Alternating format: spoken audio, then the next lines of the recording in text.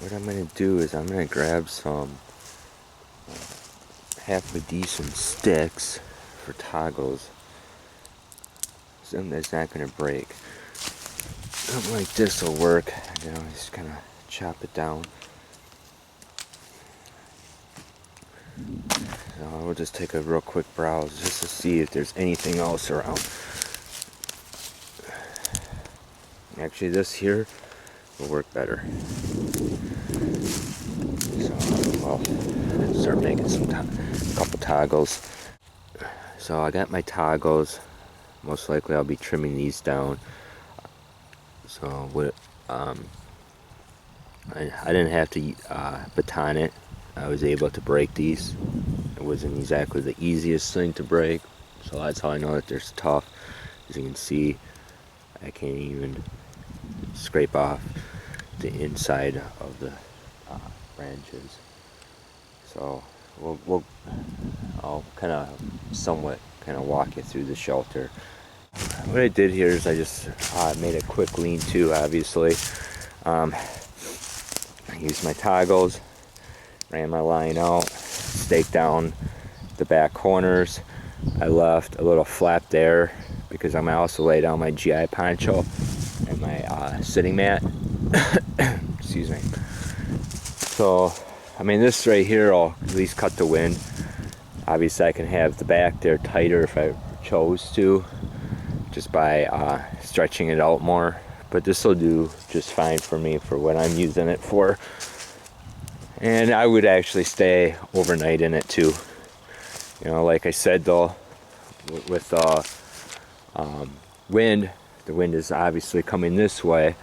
If I was going to have a fire out here, I would have it more, the shelter more going this way.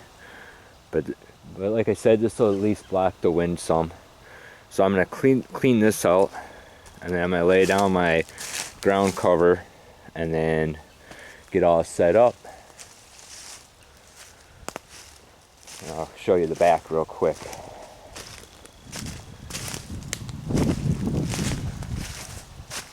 As you can see, if it rained, it would run down pretty good off the back here. That's why if I wanted to, I could change my settings and use more of a cordage, but I just went right to my grommets with a stake, which I usually don't do, but I don't have much cordage with me. I'm waiting for my bank line to come in. And then this way, this would be more of a pitch and tight, so if it did rain, it would just kind of run down. And then you could put stuff on here, you know, leaves and stuff and heavy sticks, just to stop it from blowing around and help insulate a little bit. But it's not too bad inside here. I'm able to watch this angle, and down this way here. I'm not too worried about in the back of me right now. This is more just blocking me from the wind to warm up and to eat. You know, and right now I'm kneeling, and I'm 6 foot tall. So if it was colder out and more of an overnight, all you would have to do is bring this down more. You know, your ridge line, have that down more up to, you know, waist level or so. Just gonna give you another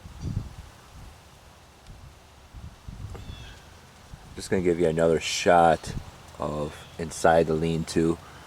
As you can see, that's the center, or the 2 grommets in to the ridge line. And this is pretty much my view. As you can see, the back here, I mean, if I really wanted to, like I said, I can tighten it down, but right now it's not bothering me at all. And you got my line running out there, and my line over here running out. Usually I like to use orange paracord if I'm just out there, just for the simple fact of I can see it and not trip over it. But if you wanted to go stealth, then obviously you wouldn't use the orange, and which in this case I'm not going stealth. I just didn't bring no orange. I thought I'd give you a quick look or a quick view from my sitting area. I'm going to talk about cordage real quick for you all. I usually use bank line, and I use paracord strictly only for my ridge lines, and a lot of times I'm not even a fan of using the paracord for my ridge line because it stretches. Now obviously, like today, I used paracord for this lean-to run my lines out. That's because I didn't have no paracord with me.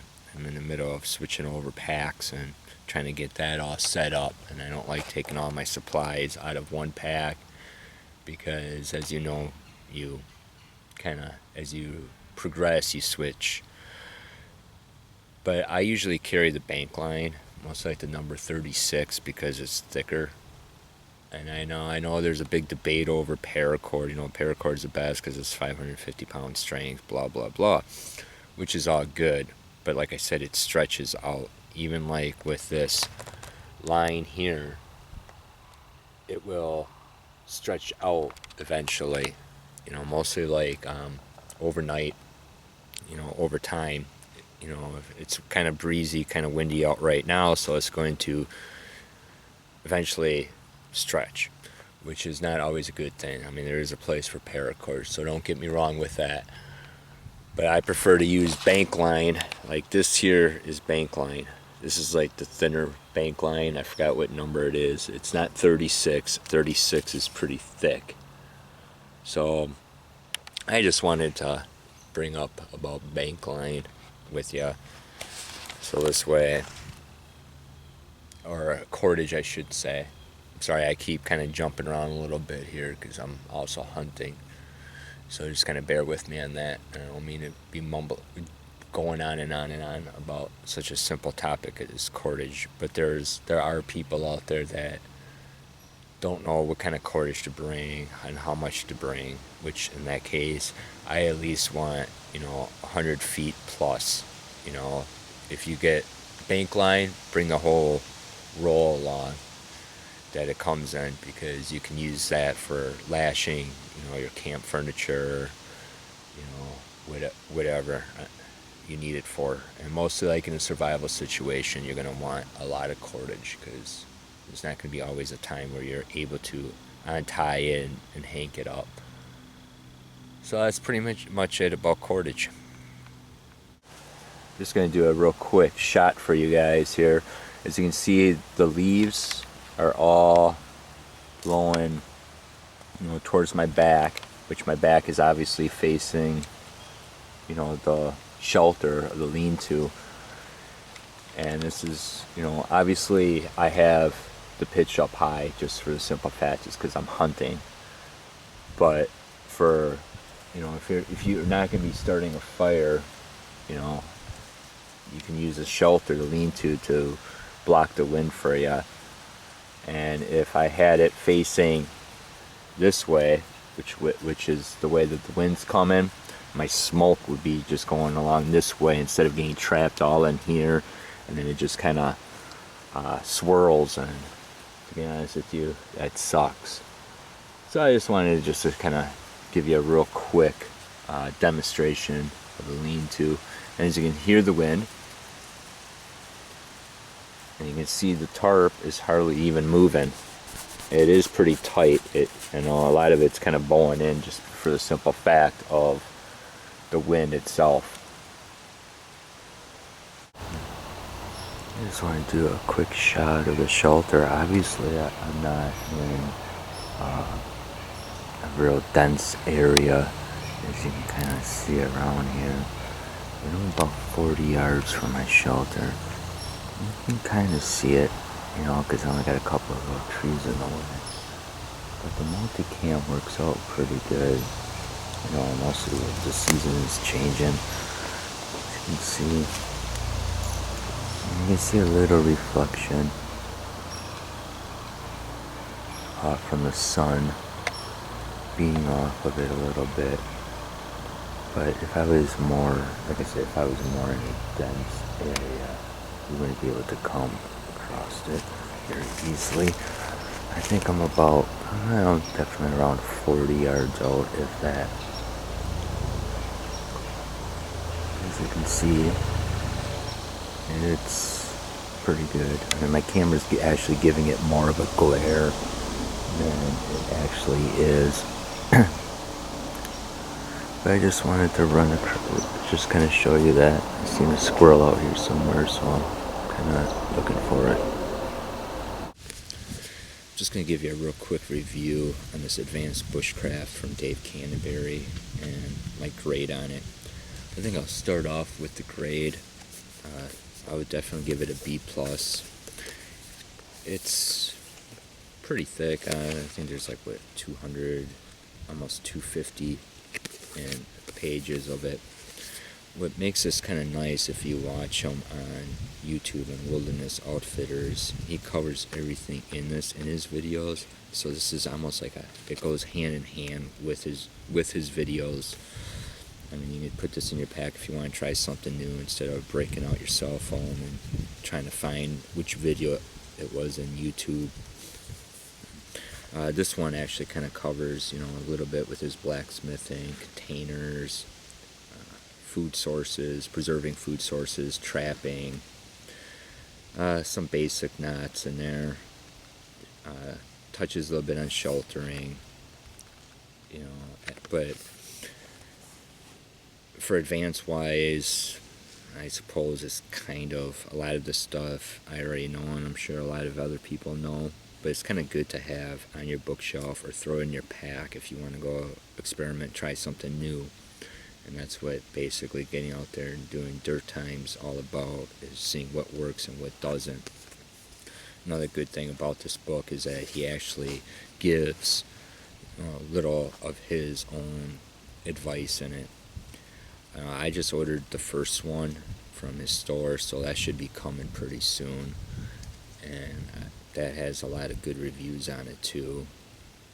Yeah, obviously you can get this from your bookstore, from his store, or Amazon.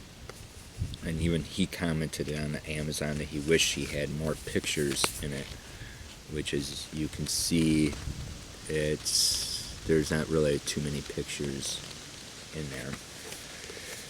So, like I said, I give this a B+. I'm a big fan of Dave Canterbury's. I think he's probably one of the best ones out there. So if you're not familiar with him, check out his YouTube channel, Wilderness Outfitters, and get his book. This is definitely up there with one of the better books out there for bushcrafting. Alright, well, this is going to be the closing of the video. I just wanted to set up a real quick lean-to for you guys and gals. Just kind of show you how it's kind of done. I mean, there's plenty of videos out there to set one up more in depth, but they're not too difficult. My whole point was, for me to get out here, do some small game hunting, and make a quick video. Once again, I got to stress about that paracord. It does stretch a lot. As you can kind of see, I'll just kind of show you up in this corner here. You can see that there's play, and that was, I think I've been out here for about 3-4 hours. So you can imagine overnight what's going to happen. So keep that in mind. Paracord does stretch. That's why I use bank line, the number 36.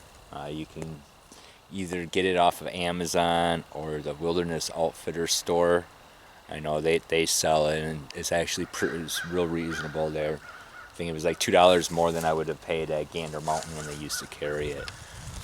As you can see too, the ridgeline, it holds up pretty good with paracord. You're going to always get that little bowing. So that's pretty much my take on it. You can also set up a little toggle on here, which maybe I'll make a video of how to make them. And this way all you have to do is adjust it. There's a couple videos too on YouTube on that too, that explains it. But so we'll see if I'll even get that far or even do it. Most likely I will, So, but once again, thank you for watching. Get out there, get some dirt time in, share, comment, You know, and we all learn from each other. So I'll give you one more shot of it real quick for you.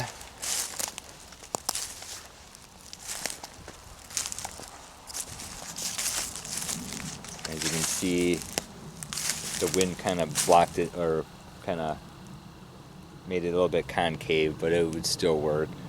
Like I said earlier, you know, all I have to do is just, you know, put it out more, tighten it up, but I'm just out here hunting.